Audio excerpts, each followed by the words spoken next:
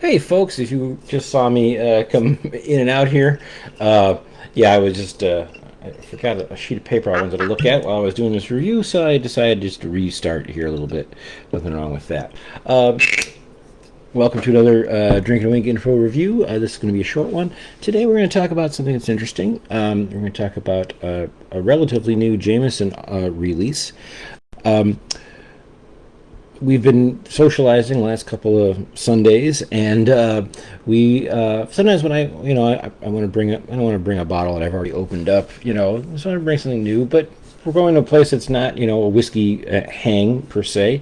I like to grab something that maybe is not bottom of the barrel in terms of an offering, but bring something that people are going to like, and not get too crazy with the choices, so that people can enjoy it, and if they want to mix it, or do something, or even create a funny cocktail with it, I don't care. But I'm still drinking something that I enjoy. One of those last week was so anyway, during the summer especially, I will often lean into Irish whiskey as an alternative to bourbon if I know people aren't really going to dig that. So last week we were out and picked up a bottle of Powers Gold Label. Again, I've talked about Powers for a long time, and I like their middle, or their first of two offerings in the single pot still Irish whiskey, the Three Swallows. I've talked about that for a long time, and I'm going to grab another one of those soon because we are currently out of it. The Gold Label is their bottom tier, quote unquote, shelf item. A couple more ABV than some of the others, and it runs in the $30 price tag, and we really enjoyed it. It's a nice little dram, very traditional kind of style, but that was it. Yesterday we were over hanging with some friends, and I was also knew that we were going to watch the movie Sinners. This is the second time for me and Michelle, and I know since that movie angered some Irish folk, I decided to, hey, down on the cap and grab some Irish whiskey. And this time we grabbed a kind of new one for the scene as of St. Patrick's Day this last year. And we picked up their newest release of what they call the Triple Triple. All right. So there you go. I put my hat on, even though it's summer. I've been mistaken for a lot of things the last couple of months. A doctor, a physician's assistant, a physical therapist, a nurse, what else? An Irishman, an Italian. I have of that descent, but all I am is a good old American drummer. So there you go. But I decided, you know what? When in Dublin, wear the hat. So I put the hat pack on. Normally save it for winter. We'll talk about this Jameson Irish whiskey. So we're all familiar with Jameson, the standard bottle. Okay, it's everywhere. You probably have it, even if you don't drink whiskey. Sometimes, wonderful little bottle, totally affordable. 20 some dollars. I think MSRP is at 25. You usually buy it for 20. It's a little grainy for my tastes when you buy that, but it serves its purpose. It's great when you're making certain things. Irish coffee, it's gonna be tasty. And again, sometimes you're out. You don't want to have to go and get a big heavy, really sturdy Irish whiskey. You want to spend a few dollars. Maybe throw a rock in there or two and go to town. Jameson is great for that. You're drowning your sorrows. You're watching a movie. You're watching the old show Ray Donovan, and you see it. They're toasting someone, or they're after a funeral. They're going to have a blast of Jameson. Or then when you find out that John Voight is one of the most right-wing nut jobs ever, and is more like his character in that show, you grab the Jameson. I made myself laugh on that one. Anyway, but it was only just George buying his car in Seinfeld. But anyway, back to Irish whiskey. So we all know about Jameson. So in addition to Jameson standard bottling, they have some other things that might have checked out. You know, they're going to have ones with age statements. They have some fancier bottlings, all that. And then they have these other ideas where they're using basically the same distillate, okay, and then making some choices. Let's put it that way. Now, if you don't know this about Jameson as of now, okay. Jameson is coming from the company brand of what's called Irish Distillers.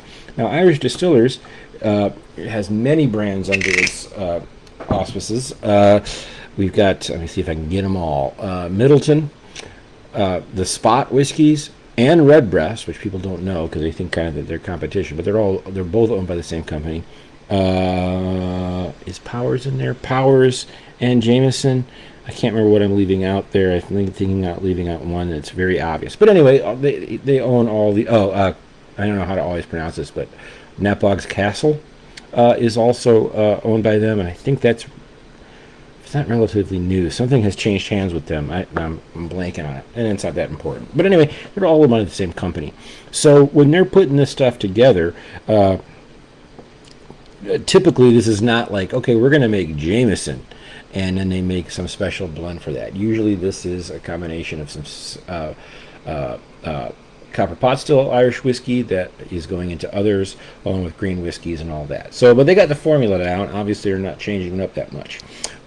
So what they do afterwards is do some different finishing, finish aging, and the like to their typical distillate, and maybe in occasion they might bump up the ABV, maybe not. Okay, the one that I think most of us are familiar with, because you've probably seen it, is the Jameson Black Barrel. This has been around a long time. This bottle has been around a long time. One of my friends like this more than I do, although I do like it. This was just their normal distillate, then finished aged in a very highly charred barrel, ex-Bourbon barrel. Really tasty. This is a little higher in the price tag than some of their other, let's say, finished aged offerings. I think this is now typically $40, and it's probably gone up in the last couple of days, since I think today there was a new level or percentage of tariffs. But anyway, I'm not 100% sure on that, how it's affecting it yet. And sometimes, like I said, these bigger companies have already shipped off so much that we won't see the tariff issues until maybe a month from now or even longer. I don't know. Anyway, that's that price tag on it. Really tasty stuff. The Black Barrel, always my preference over the regular Jameson if I'm actually going to sip it. It's sipping whiskey, and they do the job. I wish it was bottled, for the price tag, I wish it was bottled a little higher than 40%. So then they also do these things where they're doing these finishing agings. And they also do things for what's called the travel market, where you would get it at a duty-free shop or in different parts of Europe. One of the things that they did quite a bit with is doing beer finish aging. So there was an IPA finish age, there was a Guinness finish. So like I said, so they have their distillate, and after it's done aging for at least 3 years, throwing it in an ex-Guinness, barrel or ex-Guinness barrels or something like that nature. That's how they do that. They even did some here in Chicago with some of the local local breweries, and did those kinds of things. I can't remember which one it was, but yeah, you would see an IPA finished Jameson, and they sold a lot of them. We had a lot of them. We enjoyed them. So another concept they came up with was this triple distilled, and I'm blanking on what their first version was, but this triple distilled is their distillate aged in bourbon and in sherry. Okay, their blend that they do for this one, and then they finished it in chestnut casks. Okay, this is the Triple Triple. Like I say, it came out about I don't know, 5 months ago, something of that nature. So that sounded interesting to me, and I was like, okay. So I did a little reading on it, and then lo and behold, I found it was on sale. So I bought it, and we enjoyed it. Let me tell you about what the chestnuts do. Let me give you some tasting notes first. On the nose, in comparison to Jameson. Some of that peppery kind of grainy hint, the corn element of the corn element. I meant to say louder. Is dumbed down or knocked down a little bit by this. It's a nice nose. Still Jameson, but it has a little bit more. I don't want to say breakfast spices, but it's a nuttier nose. Pretty cool. I'm going to give one big snootful here. Yeah, very nice nose.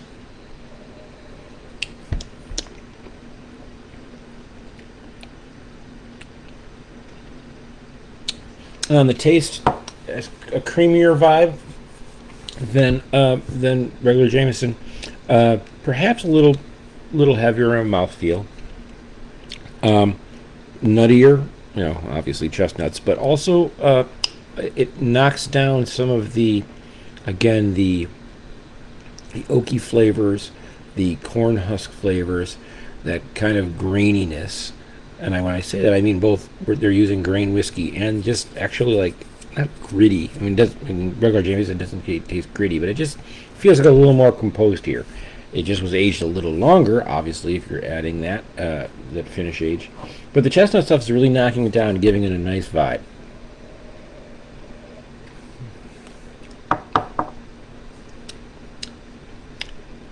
The finish gives you one more blast of almonds. Let me see what they're saying here. Velvety bottle of toffee, cacao, and toasted almond with an extra drop of smoothness. I'd agree. I'm not getting the cacao too much, but it's tasty. The sip test. I don't pour Jameson neat and drink it. I order at a bar with 1 cube, and I'll have that on a gig or something like that if I don't want to get too heavy into anything special.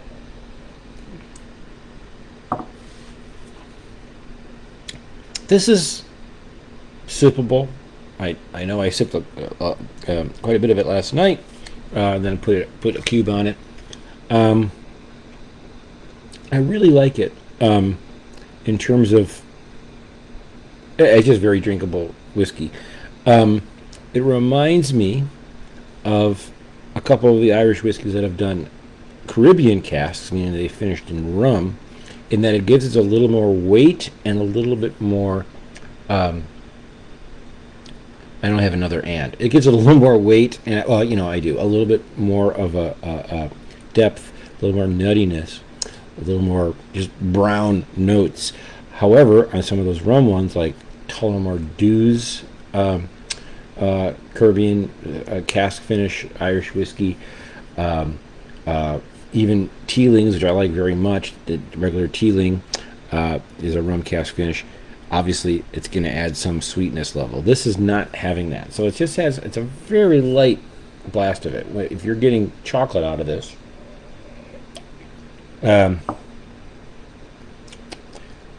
you're really having to search for it, and it's not like sweetened chocolate. So I like it. Now I'm drinking some Black Barrel just to see what's up. I'm going to wrap it up. This is a nice addition, and in terms of pricing, they have kept this closer to those beer finish ones that I've talked about. So this is MSRPing at $30. Am I glad that I got it on sale? Yes. Let me put it this way. Jameson is on sale a lot. Would I buy this straight up for $30? Yeah, I would. But I'd like to find it on a sales price. 30 is a little bit high for it, and again, these are all 40 ABV bottlings. But let me put it this way: if I am at the store and I want Jameson for my bar, my basic bar Irish whiskey that I'm going to make some Irish coffees with or whatever,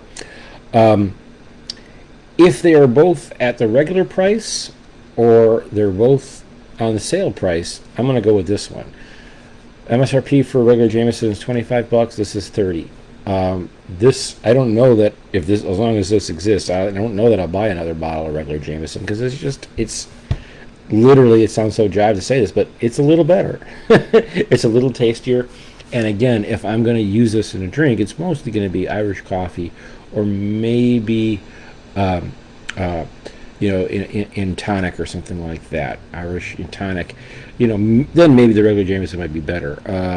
I don't know that this would be my choice if I was going to kind of do in the ginger beer, and what is that called? You combine the ginger beer and the Irish whiskey. Maybe I would just go straight with that. But if you want something that you could sip if you needed to, if you're going to put it out at your party and like maybe people will sip on it, people will throw a cube in it, whatever, this would be a nice choice for a $30 bottle of whiskey. So I like it. I will probably end up buying another one of these at some point, and then probably not buying another Jameson, because I don't do a lot of Irish whiskey in like clear, crisp drinks, like I said, a tonic or whatever, or quasi highball or something like that. But I do use a lot in Irish whiskey. Sorry, in Irish coffees when the weather gets a little cooler, and this would be perfect. That little nuttiness, a little almond touch would. I really think this would be good on that.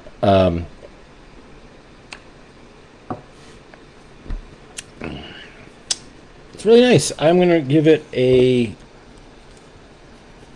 I don't know. You know what? For the fact that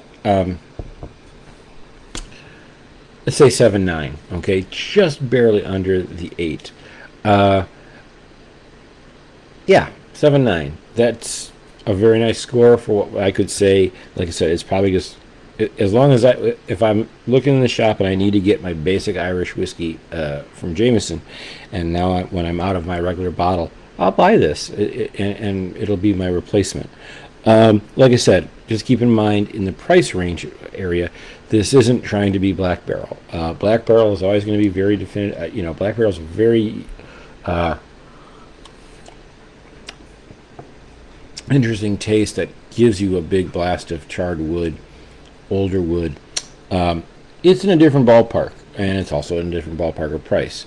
In terms of value-wise, I think at $30 at 40%, this is good. I'd like to see it at 28 as an MSRP, but again, we're just talking a couple of dollars. Quite frankly, I've always been surprised that Black Barrel is priced at $40 when it's not on sale, and is only 40%. It could be 43, and it would be a big knockout. Powers Gold Label that I was talking about, which is in that same price range, so it falls in between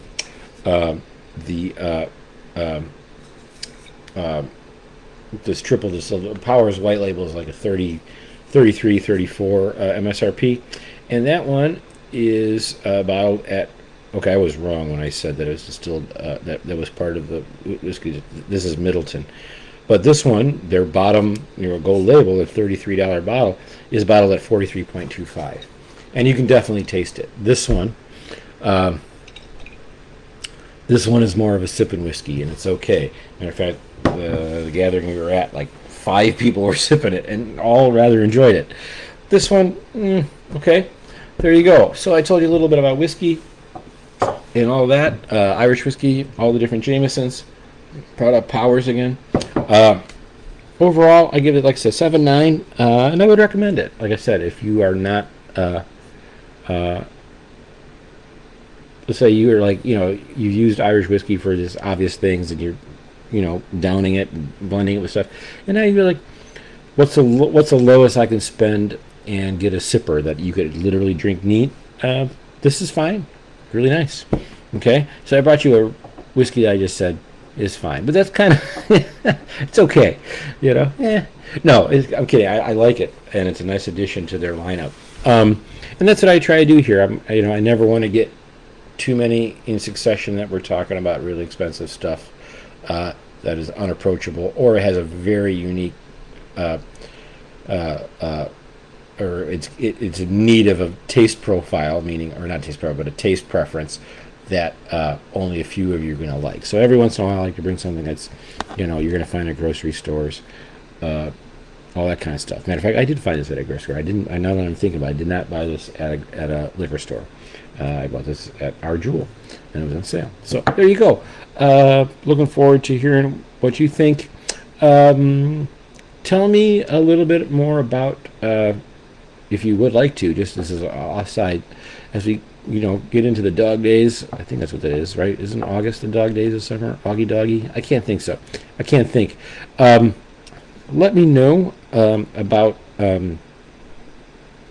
what you would be drinking in the whiskey world. Okay, don't be a dumbass and start talking to me about beers or something like that. But maybe tequila. But yeah, let me know what you're drinking when if you're still drinking, let's say aged liquors, aged spirits, and let me know. Not aged or barrel aged spirits. Let's talk about that and see what if you want to make a post. All that that'll be a lot of fun. I think coming up next we have a couple of different things. Still working on doing another one of our tequila comparisons. We take a big brand name along with maybe a smaller brand name and just try to compare them and see how they match up. I'm gonna do that, and I'm trying to think if there's anything else. Yeah, it's been fun getting away from the Scotch now and getting these kind of well-known name stuff, whether it's Powers or Jameson, and the old Grandad 7. Yeah, it's fun. So, all right, Sláinte, and I don't even have anything funny to say. Maybe I can think of maybe I can think of a couple like jabs at John Voight. I don't know.